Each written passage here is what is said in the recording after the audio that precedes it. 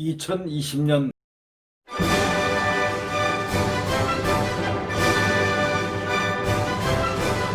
6월 30일입니다. 6월의 마지막 날입니다.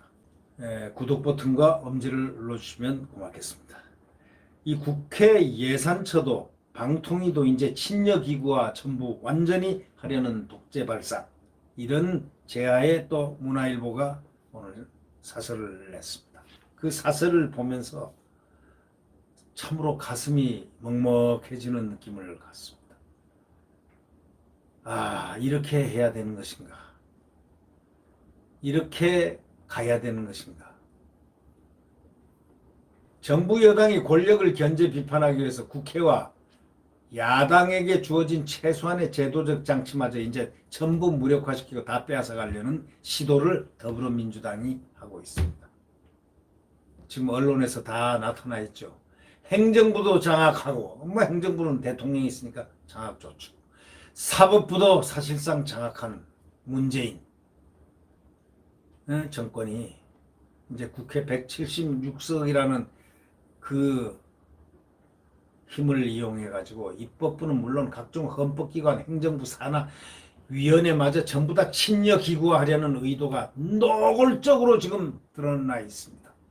민주당은 21대 국회는 20대와 다르게 말이죠. 사실상 양당 체제인데 여야 의석의 현격한 차이가 있어가지고 재조정할 필요가 있다고 주장하지만 그건 궤변 중에 상당한 궤변입니다. 그런 기관 조직이나 제도는 의석구도와 독립해서 정치적 중립성과 독립성을 보장하기 위한 이미 만들어져 있는 제도적인 장치입니다. 이것까지 균형을 다 깨버리려고 합니다.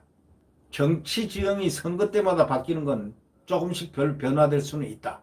그러나 국가 시스템, 대한민국 국가 시스템, 입법 시스템, 사법 시스템, 행정 시스템을 모조리 뜯으러 고쳐서 자기네들 일당이 전부 다 들어갈 수 있도록 그렇게 조치를 한다는 것, 지배할 수 있다는 소위 지배 권력을 심어놓겠다는 이 발상은 반민주적입니다. 예를 들면 민주당이 국회 예결위 소속 30명이 있는데 의원이 국회 예산정책처에 대해서 작은 문제를 침소봉대 가지고 지적을 위한 지적을 한다고 비난하는 성명을 지난 25일 냈습니다. 국회는 행정부서가 있지 않습니까? 예산정책처, 무슨 기획처, 무슨 처 이렇게 있는데 예산처가 이틀 전에 3차 추가 경정예산에 대해서 목적이 불분명하니까 효과를 담보하기 어렵다. 국회에서는 당연히 그걸 그러기 위해서 국회가 존재했던 겁니다.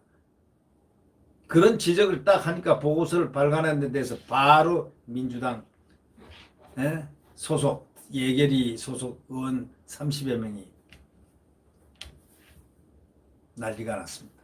예산처 비중을 줄이자는 말까지 나왔다고 하면서 너 그러면 예산을 줄여버릴 거야. 이렇게 나왔다는 거예요. 이게 있을 수가 있는 일입니까? 예산처 비중을 줄이자는 말까지 나왔다는 거 아닙니까? 예산처는 노무현 정부 때 2003년에 여야 합의로 설치된 독립기구입니다. 정부 정책의 문제점을 찾아내가지고 바로잡고 국민 세금을 한 푼이라도 아끼기 위해서 국민을 위해서 이걸 독립기구로 만들어 놓고 그래서 2017년 11월 공무원을 17만 4천 명 증원해서 328조 원의 예산이 소요될 것으로 추산했을 때도 민주당은 야당이 제시한 조건에 맞춰 작성된 황당한 추계라고 막 공격했습니다. 행정부 시녀가 되라는 압박이나 다름이 없는 겁니다. 하란 대로 하면 되지 왜 말이 많아? 바로 딱 이겁니다. 민주당은 방통위원회, 상임위원 등 정부 산하위원회 구성원의 여야 추천 비율도 이제 조정하겠다는 겁니다. 그걸 검토를 하고 있습니다. 방통위 상임위원 5명으로 2명은 대통령이 지명하고 1명은 여당, 2명은 야당 교섭단체가 추천하게 돼 있는데 법을 바꿔가지고 여당 추천권을 더 늘리겠다는 겁니다. 이제 다 먹겠다는 겁니다. 다 구석구석을. 이제 조금 있으면 대한민국 국민의 집안의 숟가락까지 같이 갖자. 만약에 그렇게 한다면 어떻게 하겠습니까? 지금 이 정권이 지금 이 국회의원들이 이 민주당 국회의원들이 하고 있는 그 사고의 편린이 상당히 무섭습니다. 근데 국민들은 공포를 가질 필요가 없습니다. 국민들에게는 국민 저항권이 있습니다. 네.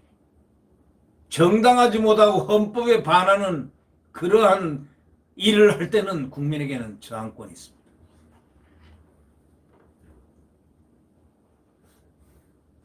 이해찬 대표가 말이죠. 어저께 뭐라 했냐면은 법을 개정해서라도 신속하게 공수처를 출범시키겠다 그렇게 말했습니다.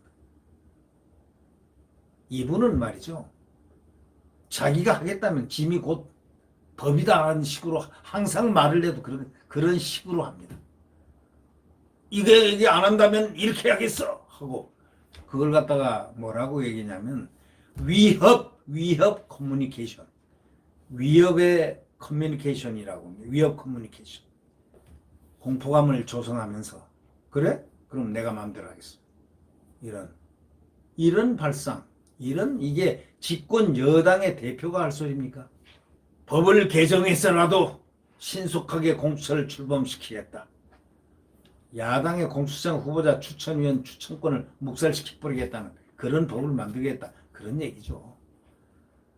공수처 자체가 위헌 논란에 지금 휩싸여 있는데 그게 서두르선 더 큰일 날 일인데 이제 이런 식으로 나가면 헌법재판관, 뭐 국가인권위원, 뭐 선거관리위원회, 무슨 위원회 전부 다 국회 추천으로 선출 임명되는 그 사람들의 이제 야당 몫이 없어지고 빼앗아서 여당 몫으로 또 올리겠다 이런 뜻 아니겠습니까?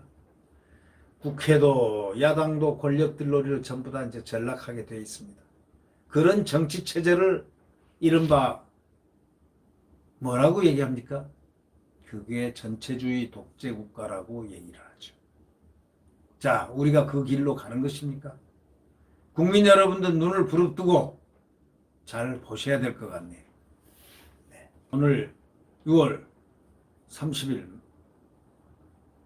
마지막 날입니다. 오늘 6월달 마지막인데 이제 7월달 되면 그 찌른 더위 속에 더 가슴 찌는 듯한 일들이 많이 벌어질 것으로 예상합니다. 그러나 국민 여러분 절대로 더위에 지치지 마십시오. 또 답답함에 지치지 마십시오. 국민들의 포효가 있습니다. 국민들은 가장 중요한 대한민국의 주인입니다. 네. 태양은 다시 떠오릅니다. 새벽, 동력, 태양이 떠오르기 바로 직전이 가장 추운 법입니다. 지금이 바로 태양이 동력에 뜨기 바로 직전에 새벽 가장 추운 계절입니다. 네. 희망입니다. 절망은 없다. 네. 안녕히 계십시오. 구독 버튼과 엄지를 눌러주시면 고맙겠습니다.